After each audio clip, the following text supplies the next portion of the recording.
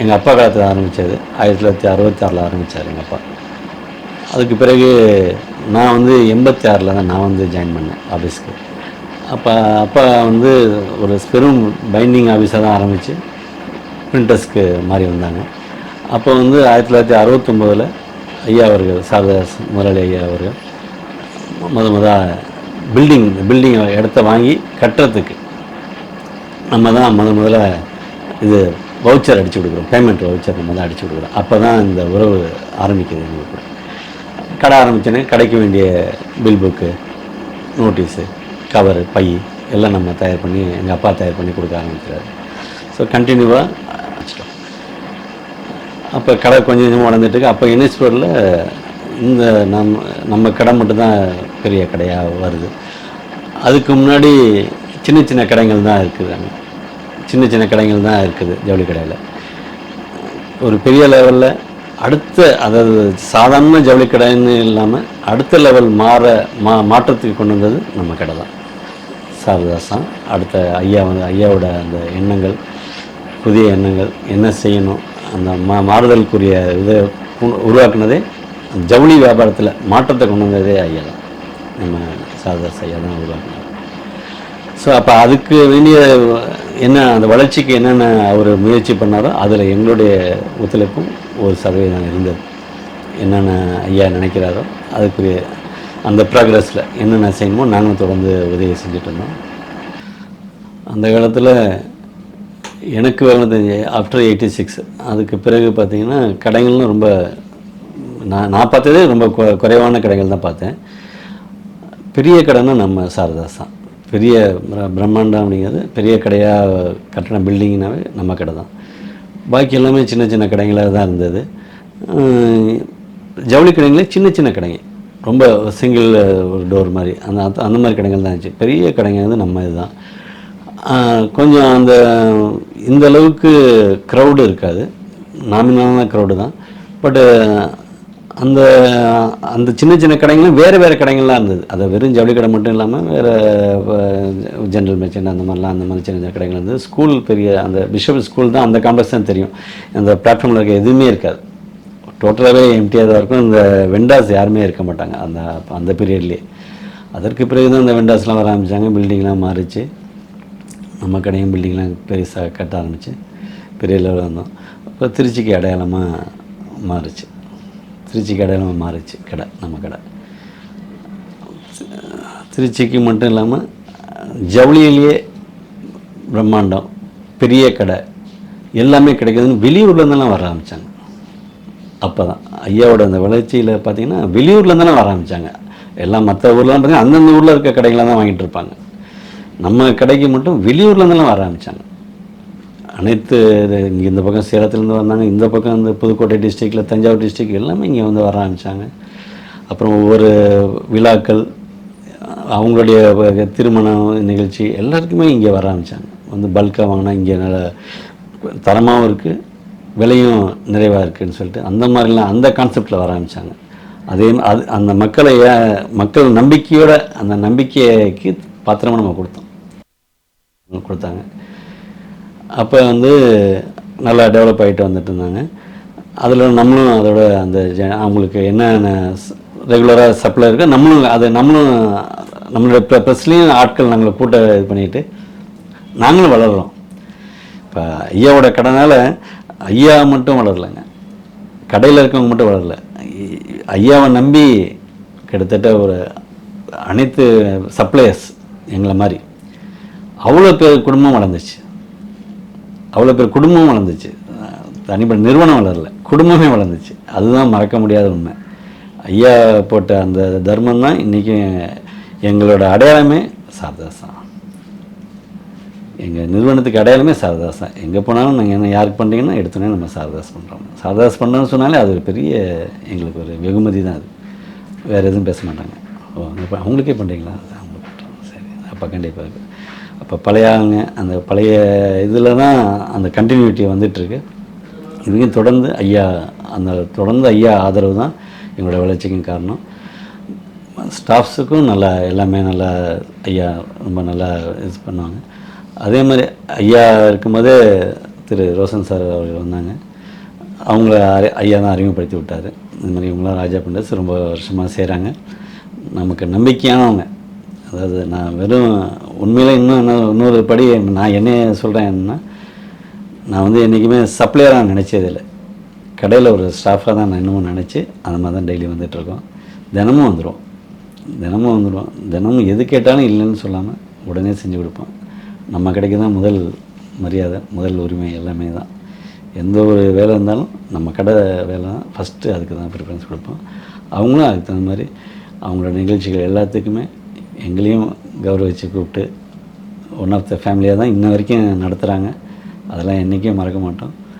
இதெல்லாம் ஐயா எங்களுக்கு கொடுத்த பரிசு. அதான் நம்ம தமிழ்நாட்டில் இருக்க நிறைய கடைங்களுக்கு நம்ம சப்ளை பண்ணுறோம். பைகள், இந்த பேக்கிங் ஐட்டம் எல்லாமே நிறையா பண்ணிகிட்ருக்கோம். பட் நம்ம கடையை பொறுத்த வரைக்கும், சாரதாஸை பொறுத்த வரைக்கும் அன்கம்பேரபிள், யாரையுமே கம்பேர் பண்ணவே முடியாது. அந்த மாதிரி ஒரு நிறுவனம், ஓப்பனாக சொன்னால் அதுதான் உண்மை. இந்த நிறுவனத்தோட கொள்கைகள், பழக்க வழக்கங்கள், அந்த டைம்ஸு அதெல்லாம் யாராலுமே அச்சீவ் பண்ண முடியாது. அதுதான் உண்மை. நான் நாட் ஃபார் நேம்ஸே, உண்மை அதுதான். நான் எவ்வளோ கடைங்களுக்கு எல்லா ஊர்லேயும் சென்னையிலேருந்து எல்லாத்துக்கும் அடித்து கொடுத்துட்ருக்கோம். ஜிஆர்டிக்கு அடிக்கிறோம், பிரிண்ட் பண்ணுறோம், எல்லாமே பண்ணுறோம். பட் இருந்தாலும் இந்த பழக்க வழக்கங்கள், இந்த நம்ம கடையோட சாரதாஸோட உள்ள எங்களுக்கு ஒரு ரிலேஷன்ஷிப்பு எந்த கடையிலுமே எங்களுக்கு அமையவே இல்லை. எங்களை பொறுத்த வரைக்கும் அவங்கள பொறுத்த வரைக்கும் ஒரு சப்ளையர், போவோம், கொடுப்போம், வருவோம், அவ்வளோதான். மற்றபடி இன்னும் அவங்களாம் இன்னும் என்ன கற்றுக்கணும், இன்னும் பர்சனலாக ஒரு நம்மளோட சப்ளையர் நமக்காக முழுக்க வருஷம் ஃபுல்லாக உழைக்கிறாங்களே, அவங்களுடைய இன் அண்ட் அவுட் அவங்களாம் அவங்க தெரிஞ்சிக்க விருப்பப்படலை. நீ சப்ளை கொடுத்துட்டு போயிட்டேங்க, பேமெண்ட் உங்களுக்கு வந்துடும், அதோட சரி. நம்ம கடையை பொறுத்தவரைங்க நல்லா இருக்கீங்களா, எப்படி இருக்கீங்க. இன்றைக்கும் எங்கள் வீட்டு எல்லா திருமணத்தையும் ரோஷன் சார் இது பண்ணுறோம். அவர் வந்து ஒரு சின்ன உதாரணம், என்னோடய அண்ணன் பொண்ணு மேரேஜுக்கு இங்கே வந்து கடையில் கர்ச்சீப் முதல்கொண்டு இங்கே தான். நான் எந்த வாழ்க்கையில் இது வரைக்கும் நம்ம கடையை தவிர எந்த கடையும் நான் எதுவும் வாங்கினதே இல்லை, அனைத்துமே இங்கே தான் வாங்குகிறோம். நான் நம்ம கடை மாறுறதுக்கு வேலை இல்லை. அப்போ சம்மந்தி எல்லாமே வந்திருந்தாங்க. வந்தபோது நான் அறிமுகப்படுத்தினேன், சார் இந்த மாதிரி வந்திருக்காங்க அப்படின்னு சொல்லி. ரோஷன் சார் வந்தார், பார்க்குறாரு. பார்த்துட்டு ஒரே ஒருத்தர் சொன்னார், இந்த மாதிரி ஃபேமிலி உங்களுக்கு கிடைச்சது அதிர்ஷ்டம்னு சொல்லிட்டு போகிறார். சம்மந்திக்கிட்ட அவர் அந்த மாதிரி சொன்ன வணக்கம் வச்சுட்டு போயிருக்கலாம், நல்லா எடுத்துக்கிட்டு நல்லா பாருங்கள் என்ன ஆகிடுங்கன்னு சொல்லிட்டு போயிருக்கலாம். பட் சம்மந்தியை கூப்பிட்டு இவரோட இந்த மாதிரி ஃபேமிலி வந்து உங்களுக்கு கிடைச்சது நீங்கள் பெரிய லக், உங்களுக்கு நல்ல ஃபேமிலி, நல்ல பிள்ளைங்க, நல்லா இருங்கன்னு சொல்லிட்டு போனார். அதுதான் நாங்கள் சம்பாதிச்சது. பணம்னா நெக்ஸ்ட்டு. இந்த வார்த்தைகள், இந்த உறவு முறை, இதை தான் நாங்கள் எதிர்பார்க்குறோம். வேறு எந்த கடையிலையும் இந்த மாதிரி அனுபவம் எங்களுக்கு கிடைக்கவே இல்லைங்க. மோர் தென் த ஃபேமிலி. என்ன செய்கிறீங்க, நான் என்ன செய்கிறேன், என் பையன் என்ன செய்கிறாரு, என் டாக்டர் என்ன செய்கிறாங்க, இன்னமும் கேட்பாங்க. ஐயா இன்னமும் கேட்பார், நல்லா இருக்குங்க. என் சிஸ்டர்ஸ் எல்லாத்தையுமே எங்கள் ஐயாவுக்கு தெரியும். ஐயா ரொம்ப எங்கள் ஃபேமிலியில் எல்லாத்தையும் தெரியும். எங்கள் அப்பாவை எல்லாத்தையும் தெரியும். எங்கள் அப்பா அம்மாலாம் இல்லை இப்போ. என் சிஸ்டர்ஸ் எல்லாத்தையும் தெரியும். வந்து இப்போ உட்காந்து காஃபியை கொடுக்காம அனுப்ப மாட்டாங்க. கடைக்கு வந்தால் எல்லாத்தையும் ஞாபகம் வச்சுருப்பார், எல்லாம் தெரியும்.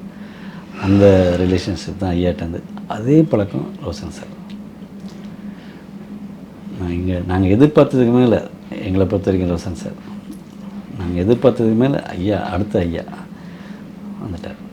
அதுதான் நாங்கள் நினைக்கிறோம். ரெண்டு பேரும், அம்மா, சின்ன சார் எல்லாமே எல்லாத்தையும் எங்களுக்கு தெரியும். எல்லாமே நல்லா இது பண்ணுவாங்க. நம்ம கடைக்கு பொறுத்த வரைக்கும் எல்லாமே பிரிண்டிங்கில், bill book, vouchers, receipt, bag எல்லாமே நம்ம தான் சப்ளை பண்ணுறோம். ஆரம்பத்தில் அதான் ஸ்டார்ட் பண்ணுறோம். அப்போ வந்து மற்ற கடைங்கள்லாம் பார்த்திங்கன்னா பில் புக்குனால் ஒரு புக் அடிப்பாங்க, 2 புக் அடிப்பாங்க. ஐயா எடுத்தோன்னே 100 புக் அடித்தாங்க. ஐயா 100 புக் அடிச்சிருக்காங்க. அது இல்லாமல் அப்போ வந்து பைண்டிங் ஆரம்பித்து சாதாரண நார்மலான ஒரு மிஷினில் தான் செய்கிறார் அப்பா.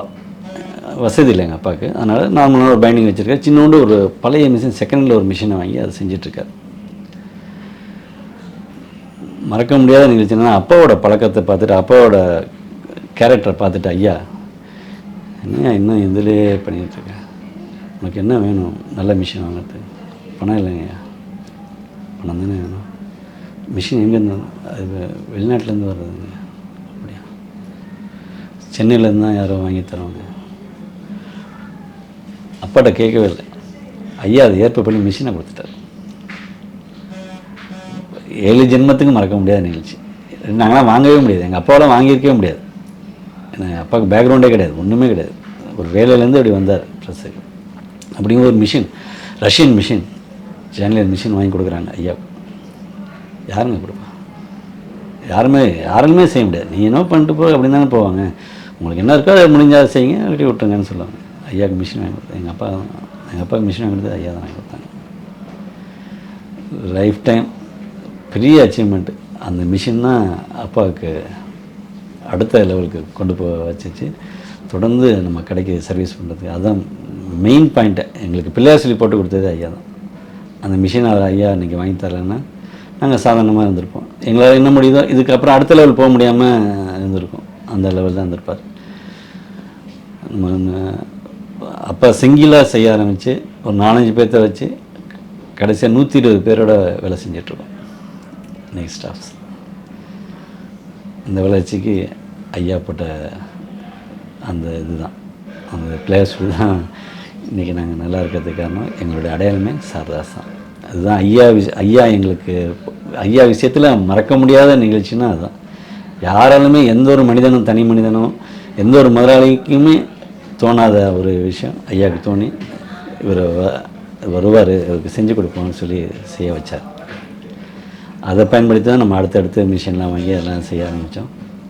அப்போ நான் சொன்ன ஒரு 10 புக்கு ஒரு புக்கு அடிக்கிறப்ப ஐயா 100 புக்கு அடித்தாங்க.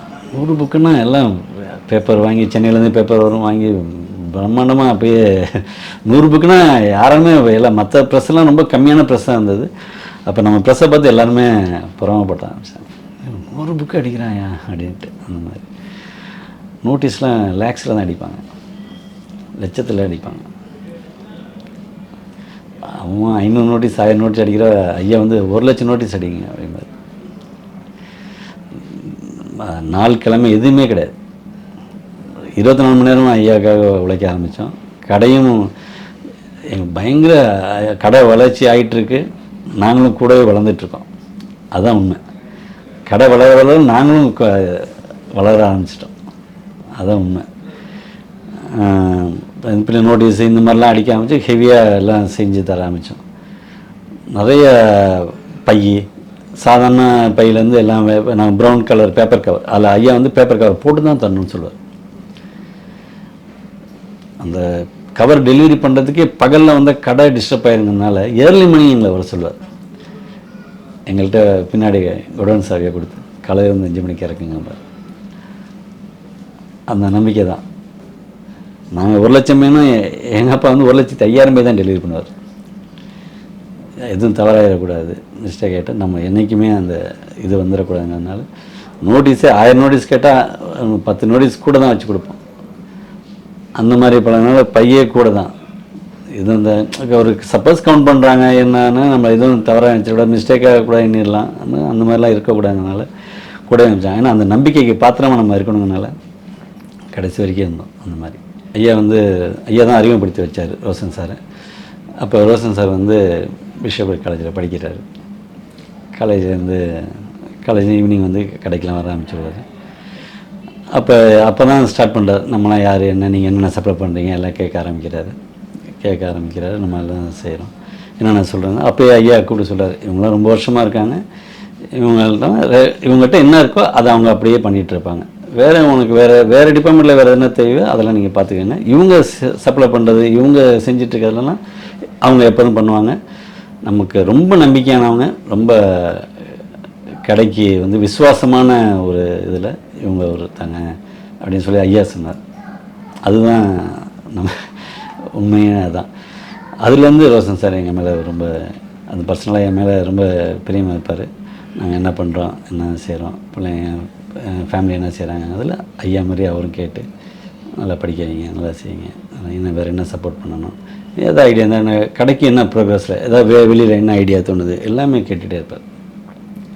வெளியில் என்ன நடக்குது அப்டேட் பண்ணுங்கள், என்கிட்ட சொல்லுங்கள், அடுத்து என்ன செய்யலாம் அப்படிங்கிறது அதை என்கிட்ட கேட்டுகிட்டே இருப்பார். என் நாலேஜுக்குள்ளதை நான் அவர்கிட்ட சார்கிட்ட பகிர்ந்துருக்கேன், சார்கிட்ட சொல்லியிருக்கேன். சார் வந்து ஐயா எப்படி எங்களை எல்லாத்தையும் அரவணைச்சு எங்கள் எல்லாத்தையும் ஒரு கேதரிங்காக எல்லோரும் இருந்தால் தான் இது இந்த டெவலப் ஆக முடியுங்கிற அந்த நம்பிக்கை ஐயாவுக்கு இருக்கும். அதே அப்படியே அந்த இது அப்படியே பாலிசியை ஃபாலோ பண்ணிக்கிட்டார் ஐயா ரோஷன் சார். அது உண்மையிலேயே அதெல்லாம் பெரிய விஷயம். எங்களையும் அவர் அதே மனநிலையோட எங்களையும் அப்படியே கேதர் பண்ணி அழைச்சிட்டு போகிறாரு. காலேஜ் வந்துடுவார், காலேஜ் முடிச்சுட்டு ஈவினிங் வந்துடுவார். வந்துட்டு சீசன் டயத்தில் கேஷ்லாம் மாற்றி விடுவார். அப்போ வந்து அதுக்கப்புறம் காலேஜ் முடித்ததுக்கப்புறம் இதில் ஃபுல்லாகவே ஃபுல் ஃப்ளெஜ்ட் ஆகிட்டார். அந்த பர்ச்சேஸு அந்த டீட்டெயில்ஸு என்னென்ன அந்த அந்த லைனில் அப்படியே இன்வால்மெண்ட் ஆகிட்டார். ஒரு சின்ன பையனாக இல்லாமல் ஒரு மெச்சூர்டான ஒரு இதாக அப்பயே காலேஜ் முடித்தவொடனே அந்த இதுக்கு ஒன்று வந்துட்டார். அந்த ஜெனரஸ் அந்த அவரோட ஐயாவோட இதில் வந்து அப்படியே வந்துட்டாங்க. அது உடனடியாக அவர் ஏற்றுக்கிட்டது. அவரோட லைஃப் ஸ்டைல் அவ்வளோ இருக்கிறச்ச இந்த அளவுக்கு இருந்து சேர்ந்தது உண்மையிலே யாராலுமே கண்டிப்பாக முடியாது. ஏன்னா இந்த மாதிரி லைஃப் ஸ்டைலில் இந்த மாதிரி ஒரு பாஷாக இருக்கிறவங்க அடுத்த ஜென்ரேஷன் கூடலாம் வந்து இந்த மாதிரிலாம் நான் ஒரு பாஸ் அப்படின்னு சொல்லிட்டு அவர் பேசாமல் இருக்கலாம். நாங்கள் வசதி நாங்கள் என்னால் எது வேணால் சாதிக்க முடியும்னு சொல்லிட்டு அந்த மாதிரிலாம் ஒரு நாள் கூட ஒரு நிமிஷம் கூட அந்த மாதிரி பிஹேவ் பண்ணதே இல்லை. என்ன செய்யணும், எப்போ வேணாலும் அவரை சந்திக்கலாம், எப்போ வேணாலும் பார்க்கலாம். எப்போதுமே நம்ம கூட ஒரு ஆதரவாக இருப்பார். எப்போதுமே எப்போதுமே அதனால் அந்த அந்த மனசு தான் அவருக்கு. அந்த ஐயா வழியிலேயே எல்லாரையுமே எங்களை மட்டும் இல்லை, ஸ்டாஃப்ஸையும் சரி, ஃபேமிலி எல்லாத்தையும் எல்லாரோட அதர் தட் எல்லாத்தையுமே அந்த எப்படி கொண்டு போகணுமோ அதேமாதிரி கொண்டு போகிறார். நம்ம எல்லா விஷயத்துலையும் அப்டேட் பண்ணிட்டோம். கடையை பொறுத்த வரைக்கும் எல்லாமே என்னென்ன இன்றைக்கி லேட்டஸ்ட்டாக என்னென்ன வருதோ எல்லாமே இன்றைக்கி மக்கள் என்னென்ன விரும்புகிறாங்களோ அந்த லெவலுக்கு கொண்டு வந்தாச்சு. அப்டேட் பண்ணிகிட்டே தான் இருக்காங்க. இன்றைக்கி இந்த டிசைன் வந்துருச்சா உடனே இறக்கிறாங்க, இந்த ரெடிமேடில் இது வந்துச்சா என்னென்ன வருதோ எல்லாமே அப்டேட் பண்ணிகிட்டு தான் இருக்காங்க. பழைய ஸ்டாஃப்ஸ்லாம் ஆல்ரெடி ரிட்டையர் ஆகி போயிட்டாங்க. இப்போ புது ஸ்டாஃப்ஸ்லாம் இருக்காங்க. இந்த புது ஸ்டாஃப்ஸோட அவங்களையும் நல்லா கேதர் பண்ணி எல்லாத்துட்டையும் சூப்பர்வைசர்லாம் மீட்டிங் போட்டு எல்லாம் பேசி என்னென்ன பண்ணணும். இன்னமும் ஒரு மீட்டிங்கில் 2 மணி நின்றுட்டே பேசுவார் சார். சூப்பர்வைசர் மீட்டிங்னாலும் 2 ஹவர் நின்று பேசி அவங்க என்னென்ன சொல்கிறாங்க, ஒவ்வொருத்தரும் என்னென்ன சொல்கிறாங்க சூப்பர்வைசர் அதெல்லாம் கேட்டு அதை இன்னும் அதை தான் அவர் அப்டேட் பண்ணிக்கிறார். என்ன செய்யலாம் அப்படின்னு சொல்லிட்டு முதல் சாதாரணமாக பிளாஸ்டிக் பை அதில் தான் கொடுத்துட்டு இருந்தாங்க கடை. நம்ம பிளாஸ்டிக் பை சப்ளை பண்ணுறோம், பிளாஸ்டிக் பை அதுக்கு பிளாஸ்டிக் பைக்கில் வெறும் பேப்பர் கவர் மட்டும் போட்டு அந்த துணியை போட்டு கொடுப்பாங்க. அடுத்து பல்காக எல்லாம் வாங்க ஆரம்பிக்கிறப்ப இந்த பை பத்தலைங்கிறப்ப பிளாஸ்டிக் பையிலே பெருசு போட்டோம், அதுவும் சரியாக வரல. அப்போ அடுத்தது என்ன பண்ணலான்னு ஐயா இது பண்ணும்போது தான் கட்டைப்பை போடலாம் அப்படின்ட்டு கட்டைப்பை நம்ம தான் அதில் பிரிண்ட் பண்ணி கொடுக்குறோம். அந்த கட்டைப்பைங்கிறது இன்றைக்கி எல்லா இடத்துக்குமே மக்களால் மறக்க முடியாத கட்டைப்பை ஆயிடுச்சு. எங்கே போனாலும் அது பயங்கர யூஸாக இருக்குது. நம்ம ஜவுளி கடைக்கு வந்து வாங்கிட்டு போனால் அதனால தான் எல்லோரும் வந்து கட்டைப்பை கொடுங்க, நான் 4 பேர் வாங்கிட்டேன் கட்டைப்பை கொடுங்க சொல்லி வாங்கிட்டு இருக்காங்க. அந்த பையை யாருமே மிஸ்யூஸ் பண்ணுறதில்ல, எல்லாருமே பயன்படுத்துகிறாங்க. இன்றைக்கி அவசியம் ஒவ்வொரு வீட்லேயும் சாரதாஸ் கட்டைப்பை கண்டிப்பாக இருக்கும். எல்லாருமே அதை பயன்படுத்துகிறாங்க. சும்மா வாங்கி பீரோக்குள்ளேயே அப்படி வைக்கிற இல்லை, எல்லாமே அதை வெளியே எடுத்துகிட்டு போகிறதுக்கு, ஊருக்கு எடுத்துகிட்டு போகிறதுக்கு. நீங்கள் நிறையா ட்ரெயின்லலாம் பார்த்தீங்கன்னா பார்க்கலாம், பஸ்ஸில் பார்க்கலாம், வேறு திங்ஸ் வச்சுட்டு நம்ம கட்டைப்பை எடுத்துகிட்டு போவாங்க. ஆனால் அது மக்களோட அன்றாட ஒரு இதில் ஒன்றாயிடுச்சு. அது மஞ்சப்பை நம்ம தான் ஸ்டார்ட் பண்ணி ஐயாவுக்கு நம்ம பிரிண்ட் பண்ணி கொடுத்தோம். அந்த பை வந்து அந்த ஒரு 11க்கு 14 ஒரு சைஸில் தான் இருந்தது. அதில் பெரிய சைஸ் போட்டு கொடுத்தோம். பிளாஸ்டிக் பைக்கு அடுத்தது கொஞ்சம் பிளாஸ்டிக் பையோட விலை கூட மஞ்சப்பை துணிப்பையினால் அதில் தான் போட்டு கொடுத்துட்டு இருந்தோம். காலப்போக்கில் அந்த துணியோட ரேட்டு விலை உயர பிளாஸ்டிக்கோட பை கம்மியாகிட்டுருக்கு, துணியோட விலை கூடிகிட்ருக்கு. அப்படிங்கும்போது எல்லாருக்கும் ஐயாவை பொறுத்த வரைக்கும் பை போட்டு கொடுன்னு தான் சொல்லுவார்.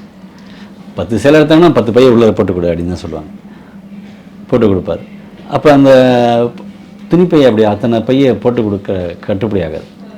துணியோட விலை பை ஏறிடுச்சு. 50 காசுக்கு போட்டிருந்த பை 5 ரூபா வரும்போது எப்படி கொடுக்க முடியல. அதனால வந்து பிளாஸ்டிக் பையை வந்து அதிகமாக யூஸ் பண்ண ஆரம்பித்தாங்க. துணிப்பை ஒரு காலகட்டத்தில் அப்படியே குறைஞ்சிட்டே வந்தது. சரி, இந்த பிளாஸ்டிக் பையை தூக்கிட்டு வெளியே போகலங்கிறப்ப ஐயாவை பொறுத்த வரைக்கும் என்ன சொல்லுவாருன்னு ஒரு விஷயம். ஐயாவை பொறுத்த வரைக்கும் நம்மகிட்டேருந்து கொண்டு போகிற பை எந்த இடத்துலையும் டேமேஜ் ஆகிடக்கூடாது. அவங்க பத்திரமா வீடு போய் சேரணும். குவாலிட்டியாக மட்டும்தான் கொடுக்கணும் பாரு. மற்றவங்க இப்போ தான் பரவாயில்ல, எனக்கு விலை கம்மியாக தான் வேணும்னு மற்ற கடைக்காரங்க இன்னமும் கேட்குறாங்க. விலை கம்மியாக கொடுங்க, அது பை எப்படி இருந்தாலும் எங்களுக்கு கவலை இல்லை, விலை கம்மியாக வேணும். அவங்க எப்படி எடுத்துகிட்டு போனால் எங்களுக்கு தேவையில்லை, பையில் போட்டு கொடுத்துரும், வாசல் வரைக்கும் வந்தால் சரின்னு சொல்லி மற்ற கடைக்காரங்க. ஐயா அப்படி கிடையாது, சார் ரோஷன் சார் அப்படி கிடையாது. பை நல்ல பை நல்லா இருக்கணுங்க, நம்மளை பேர் யாருன்னு சொல்லிடக்கூடாது அப்படின்னு தான் சொல்லுவாங்க. அந்த குவாலிட்டியும் விலைக்காக இல்லை, குவாலிட்டி வேணுங்கிறதுல தான் ரொம்ப முக்கியமாக இருந்தாங்க. அப்போ அந்த மஞ்சள் பைக்கு அப்புறம் எல்லாத்தையும் போட்டு பிளாஸ்டிக் பையில் எல்லாத்தையும் கையில் பிடிச்சி போக முடியாது, இதாகிரும்ல. அதனால் கட்டை பை அப்போ அறிமுகப்படுத்தினார் ஐயா தான் சொல்லி இப்போ சாம்பிள்லாம் போட்டு கொடுத்து அந்த பை தான் இன்றைக்கும் தொடர்ந்து ஓடிட்டு இன்றைக்கி வரைக்கும் பீரோவில் இருக்குது. மஞ்சள் பையில் சாரதாஸ் மஞ்சள் பை இன்னும் நிறைய பேர் வீட்டில் பத்திரமா டாக்குமெண்ட் வச்சுலாம் வச்சுருக்காங்க, பத்திரமா வச்சுருக்காங்க. ஏன்னா இன்னும் ஒன்றுமே ஆகாது. துணிப்பை காடா பை ஒன்றுமே ஆகாது. ஐயா வந்து டக்குன்னு இது இந்த கலர் மெட்டீரியல் வந்துச்சு, டெரிகாட்டர் மெட்டீரியல். அந்த டெரிகாட்டர் இல்லாமல் பாலிஸ்டர் மெட்டீரியல் வந்தது. அதில் போடுவோம், கொஞ்சம் அது எக்கனாமியாக இருக்கும், நம்ம பல்காக மெட்டீரியல் வாங்கி நம்ம பிரிண்ட் பண்ணணும்னு சொல்லி அதில் பிரிண்ட் பண்ணி கொடுத்தோம். இந்த காடாவோட பாலிஸ்டர் விலை கம்மியாக இருந்தது.